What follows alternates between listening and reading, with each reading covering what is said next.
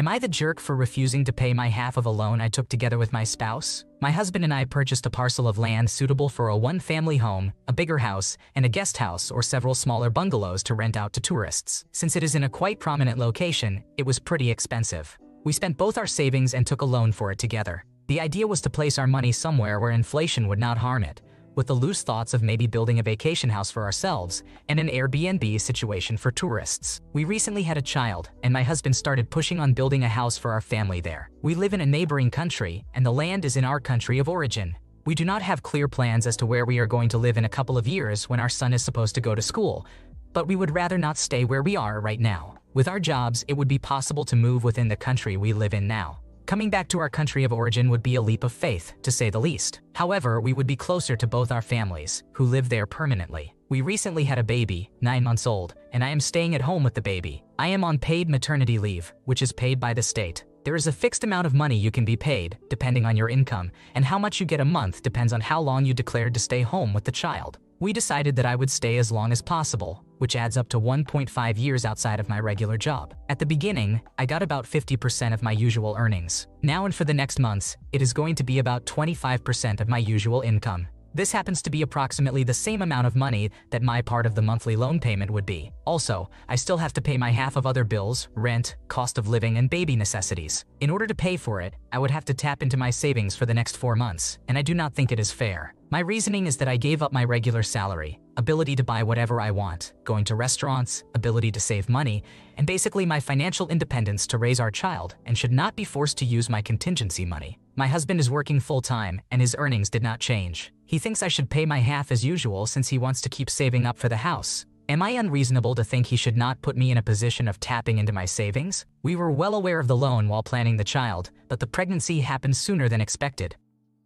All household income should be pooled together to cover expenses, including this loan. The 50-50 split approach is more suited for teenagers dating, not for people managing a household with kids. The loan was taken out together, so it should be paid off together from shared finances. Treating this like a business agreement rather than a marriage is where the problem lies. Am I the jerk for cutting off my friend? Okay, I, 22-year-old female, have been friends with this girl, let's call her Sarah, 22-year-old female, since we were about 12 years old. We had mostly always been really close friends, and I would say that at times we had a mature friendship due to our ability to go off and live our own lives and regroup from time to time. However, everything has caught up to me lately, and I have had a lot of clarity on our friendship during my time alone. At the end of high school, my family was dealing with some serious issues, including active addiction. I was about 17 years old and went to live with my boyfriend at the time. I stayed with him for about 3 years. During that time, I developed serious mental health issues. He would record me during intimate moments without my consent, which I was not aware of until later on, and did other bizarre things to degrade me. I was caught in a cycle with this guy who was not even loyal to me. To say the least, I do consider him to have been my abuser. In the throes of that relationship and the family issues,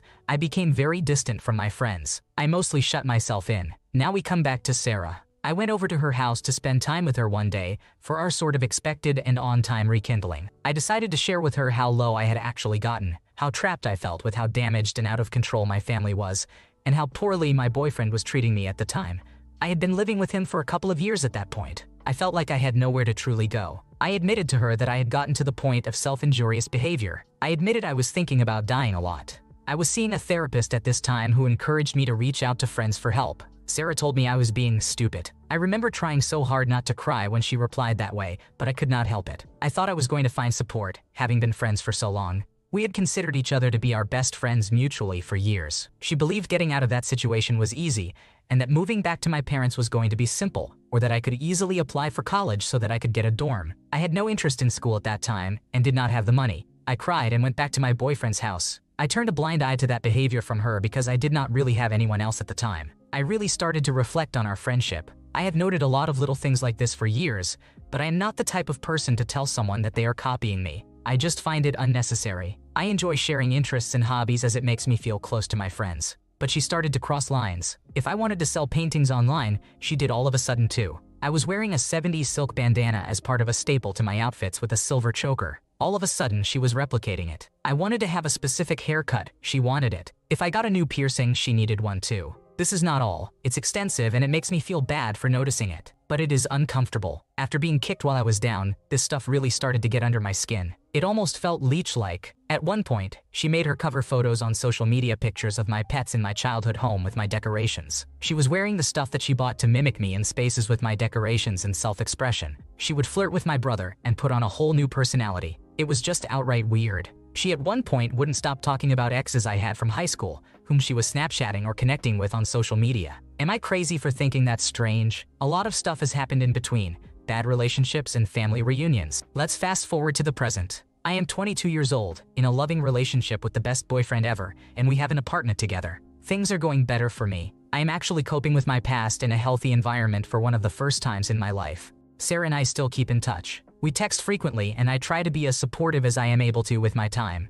She still does little things that bother me and seem to represent a lack of sense of self. But that's sort of why we're distant anyway. I do care about her. I've wanted to be a tattoo artist since elementary school. It has been a huge dream of mine. Art has always been my escape and so has self-expression.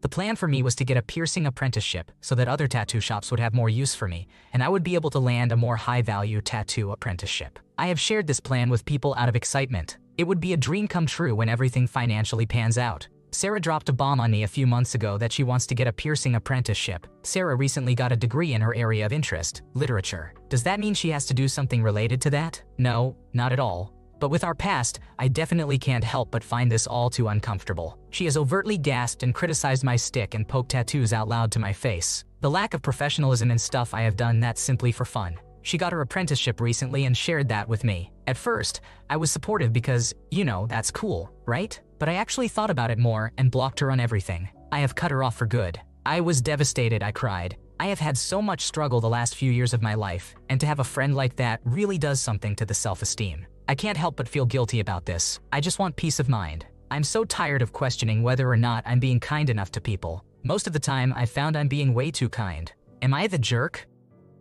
This post has been removed as it violates Rule 11. Discussions involving cutting contact, ghosting, or breaking off friendships are not allowed here. Please review our rules and the Rule 11 AFQs before attempting to resubmit your story. If you need a different subreddit, try visiting r/Reddit for more suitable options. Am I the jerk for not letting my mother's youngest child, her stepchild, come when my sister visits me? This is going to be a mess, so I will get the background out of the way now. My mom has always been a mess. When I was 4 years old, she told the man she was married to but separated from, who believed he was my dad, that he wasn't, and a DNA test proved my mom was telling the truth. They had been separated for 3 years at that point. He stopped fighting to see me to get the divorce, and I never saw him again.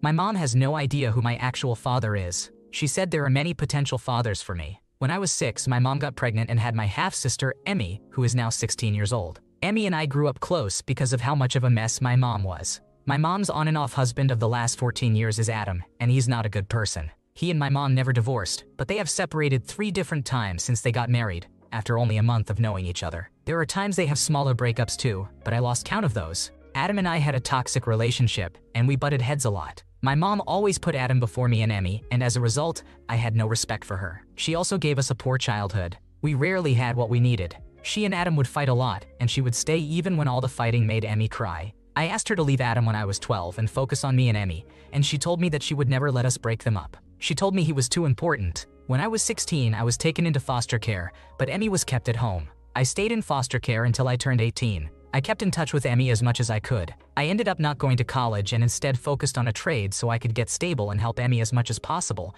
but I was never going to be able to get custody. I did try but was refused. Since I left, my mom and Adam broke up again. Adam had a daughter with someone else who he and my mom are now raising together. I think she's 5 years old or something like that. I am extremely low contact with my mom. I only don't block her in case she stops Emmy from seeing me at all. Now she wants me to take her stepkid, who she calls her daughter. She told me I should spend time with both of my siblings. I replied that I have one sibling, Emmy.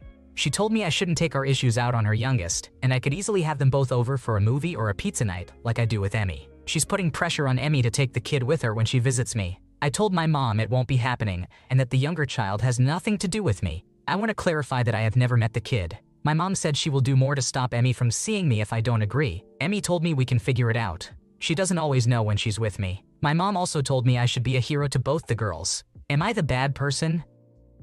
Your actions were justified. Emmy is your sister, and your mom's stepkids are not your responsibility. It's great to be cordial if you see them and maybe help Emmy make them a gift if she asks, but you don't owe them any one-on-one time. You should absolutely be able to see Emmy without having to include the other child. Am I the jerk for learning a foreign language without telling my spouse? English is my native language, and I struggled to learn it due to a learning disability. As a child, I studied Spanish in school, but suffered from a combination of my disability and learned helplessness. Needless to say, I never really learned Spanish. Fast forward 15 years, and I had been happily married for 4 years. My wife is Japanese, so naturally I tried to learn Japanese to share a bit of her language and culture with her. I have tried off and on to learn Japanese for around 2 years, but I always fell off the wagon after a month or two and never made much progress. A year ago, I decided to learn Spanish on a whim. I knew it would be easier than Japanese, and I secretly hoped that I would actually be able to learn it since my struggles with English as a child have made my monolingualism a source of insecurity. I did not tell my wife when I started for 2 reasons. First, I expected to fail like I had failed many times before with Japanese,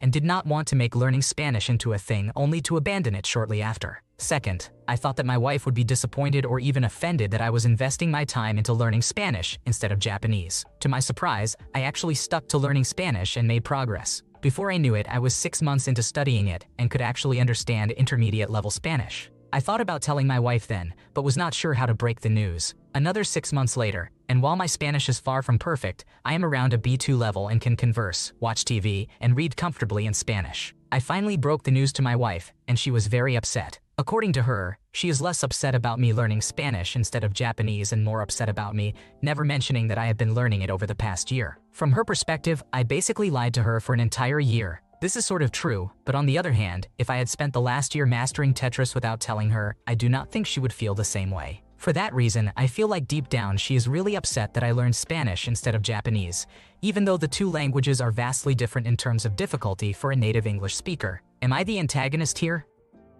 It's baffling how someone could put in so much time to learn a new language without their partner knowing. It seems like there must have been a lot of deceit involved, like pretending to be at the pub or working late. It's understandable that maintaining some privacy is important, but constant lying can really undermine trust. No wonder there are issues now. It's not just about learning Spanish, but about all the secrets and lies over the past year. Am I the jerk for telling my sister-in-law that she is no longer welcome in our home after what she did? I, a 34-year-old female, have been married to my husband, Mark, a 36-year-old male, for 5 years. We have a 2-year-old son, Ben, and another baby on the way. My sister-in-law, Emma, a 30-year-old female, has always been a bit of a wild card. She is Mark's younger sister, and they have always had a complicated relationship. She can be charming and fun, but she also has a habit of causing drama and stirring the pot. From the beginning, Emma never seemed to like me. She would make passive-aggressive comments about my cooking, my job, and even my parenting choices. Mark would tell me to let it go because that's just how Emma is. I tried to be the bigger person for years, letting her snide remarks slide to keep the peace. A couple of months ago, Emma started visiting us more often, claiming she wanted to spend time with Ben.